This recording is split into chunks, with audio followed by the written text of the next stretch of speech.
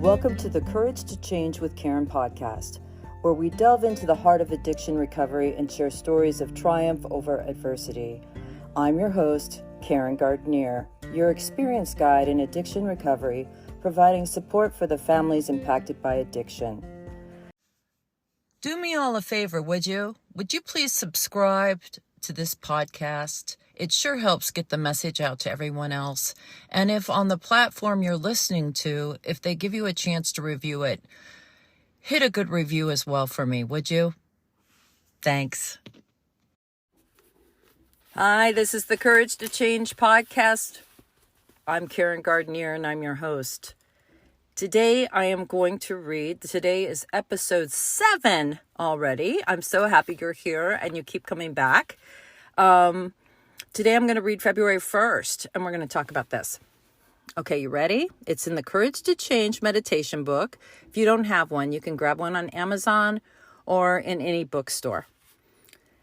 February 1st, I thought that if I stopped enabling the alcoholic in my life, the drinking would stop. When the drinking seemed to get worse instead of better, once again, I thought I'd done something wrong. I was still trying to control alcoholism and its symptoms. Al-Anon helped me learn that I am powerless. I cannot stop an alcoholic from drinking. If I choose to stop contributing to the problem, I do so because it seems to be the right thing to do, something that will help me feel better about myself. When I change my behavior, the behavior of those around me may also change, but there's no guarantee that it will change to my liking. Today I'm learning to make choices because they're good for me, not because of the effect they might have on someone else.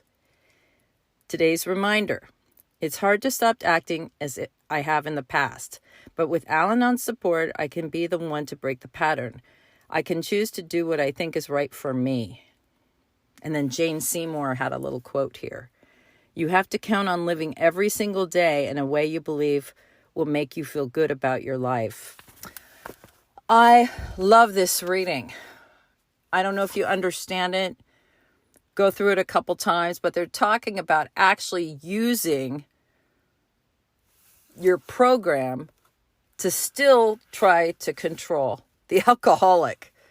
That's a deep level. That's a second level codependency right there. That's a deep dive. And I got to tell you, I worked with this woman once who contacted me, and she had a mother who was drinking, and she was desperate for many different weird reasons to get her mother to quit drinking, right? She was a total victim. She was so engulfed in this situation that she lost her job. She lost her home, and her 2 kids had to move in with the alcoholic mother. And she lived her life trying to make sure her mother didn't fall down, her mother didn't drink too much, her mother didn't do this, it was crazy. And she contacted me. So I said, why don't you just start, let's start doing some meetings together, doing some Al-Anon support stuff. Let's, do the 12 steps of Al-Anon, and let's work the program, give you some tools.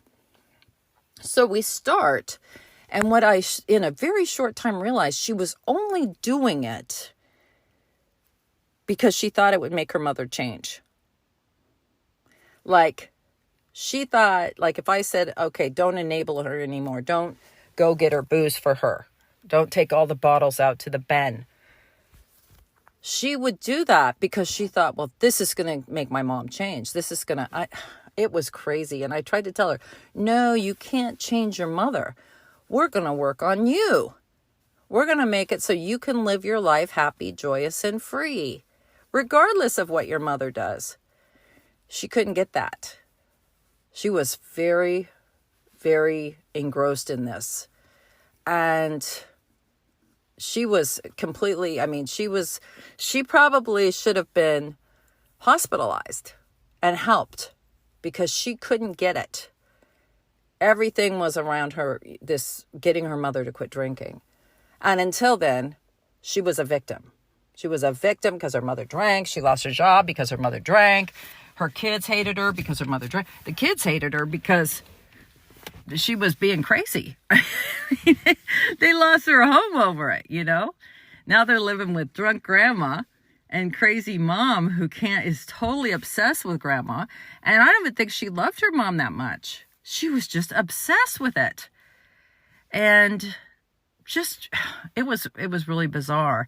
So the reason that you want to, there is a side product to doing this. I'm not going to lie to you that one of the reasons that I do work with families so much is I really think that if the family got an answer, if the family got their own recovery, it would help the alcoholic addict. It's like when I was running that treatment center, I used to think to myself, God, they should have a treatment center for the family. If we could get the family well, half of these people wouldn't be drinking. And I don't mean that because you're driving them to drink. I mean, because you'd stop giving them money. You'd stop helping.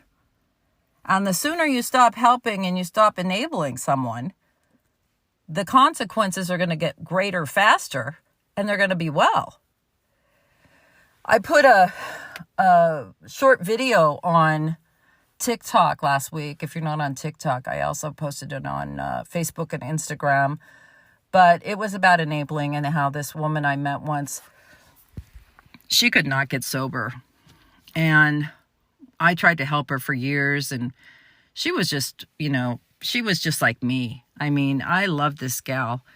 And we lost contact with each other after a few years of trying. And we lost contact, and she contacted me several years ago when I started doing all this stuff on social media, started my outreach. And she contacted me. She goes, oh my God, I saw you on Facebook, blah, blah, blah, blah, blah. It's so good to see you. I said, oh my God, I can't believe you're even still alive. And she goes, I'm sober. I've been sober for a long time. I said, how did you get sober? And she said to me, my enablers died. And that hit me like a ton of bricks, right? So there's a side product to this. If you can get better, like it says in the reading, other people may get better. They may not. But you got to make sure you're doing this for you.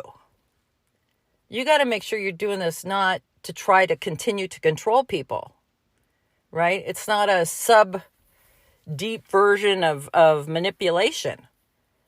This is to thine own self be true. Detachment and learning about enabling and boundaries and all these different things are to protect you, are to move you forward in your life. And if by chance it helps your alcoholic addict, well then yay. That's like frosting on the cupcake. But that's not the reason we're here. Okay? So it's really important that you remember that. And think about that. Why are you trying to move forward? A lot of you are trying to move forward because you just can't take it anymore. You just don't want to live like this anymore. And you don't have to. All right. So thank you for joining me today. I'll see you next week on Courage to Change with Karen. Next week will be episode 8. Join the Facebook Courage to Change private group.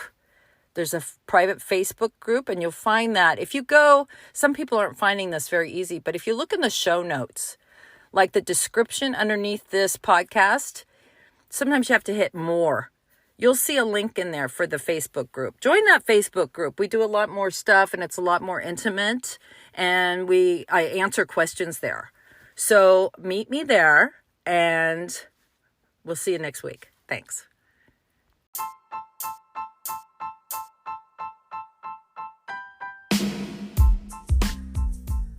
Welcome to the Courage to Change with Karen podcast, the place where we get real about addiction recovery and celebrate the victories against struggle.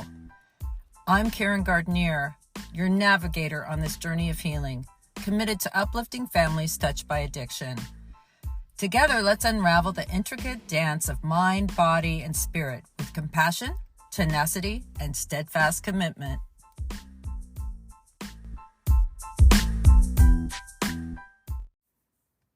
I never gave myself credit for my efforts. I told myself I was homely, thoughtless, lazy, and stupid. I would never say those things to a good friend.